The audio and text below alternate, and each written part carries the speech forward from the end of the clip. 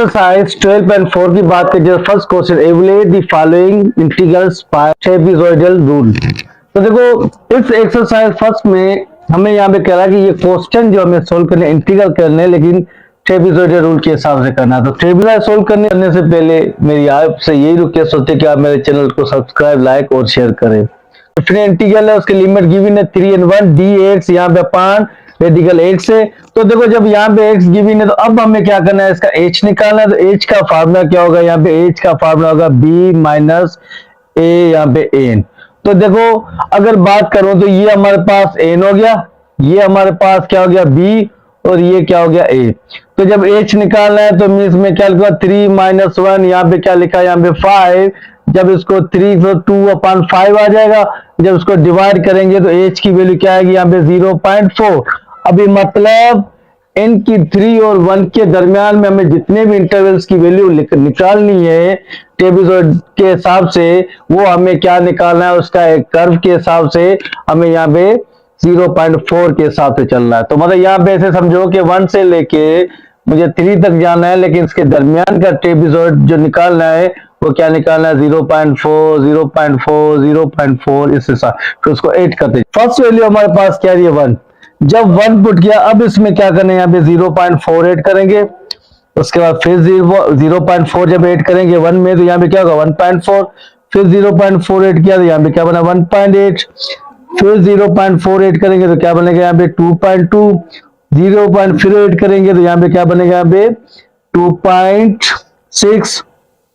यहाँ पे क्या बना, सिंपल 3। ठीक है, तो हमारे पास फंक्शन क्या है, F of x under radical x से। ठीक है, तो देखो जब इसमें मैंने यहाँ पे 1 पुट करूंगा तो यहाँ पे 1 रेडिकल 1 लिखा तो सिंपल 1 आ जाएगा। उसके बाद फिर यहाँ पे मैं क्या पुट, पहले 1 पुट किया, अब क्या पुट करा मैं 1.4। जब 0.8451 मिला, उसके बाद फिर इसमें मैंने क्या पुट किया, यहाँ पे 1.8। जब 1.0.7453, उसके बाद जब 2.2 पुट किया 0.6741। के बाद जब 2.6 पुट किया 0.6201 ये मिला। उसके बाद जब 3 पुट किया 0.5723 ये हमें मिला। तो देखो ये कंप्लीट हमने इस फंक्शन में x में वैल्यू पुट करते जाएंगे तो हमें y मिलेगा। तो ये वैल्यू हमें कहा t5 तक निकालनी है। जब t5 तक निकालनी है तो जनरल फार्मूला यही होगा हमारे पास, h/2। फिर यहाँ पे क्या होगा y0, फिर यहाँ पे yn, उसके बाद +2 y1, और यहाँ पे y2, फिर y3, फिर y4, फिर y5। तो ये वैल्यू यहाँ पे जाती रहेगी। तो ये तो हमारे पास हो गया y0, y1, y2, y3, y4, और ये y5 हमारे पास yn है। जब t5 हमें निकालना है तो h की वैल्यू हमें पास क्या मिली, यहाँ पे 0.4। जब 0.4 मिली तो मीन्स y0 यहाँ पे क्या रहा 1, और यहाँ पे y लास्ट में हमारे पास क्या 0.5723।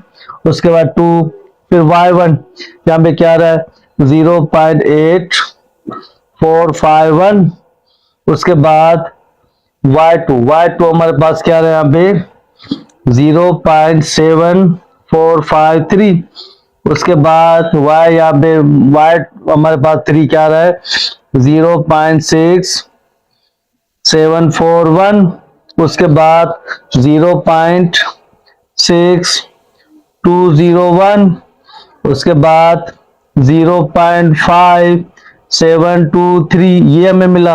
अब जब ये हमें मिल गया तो अब इन सारी वैल्यू को, ये तो 1 प्लस यहाँ पे ऐड करूंगा तो यहाँ पे क्या बनेगा, इसकी तो वैल्यू आएगी 2 को डिवाइड कर 2 आ जाएगा। तो ये हमें मिला 0.2।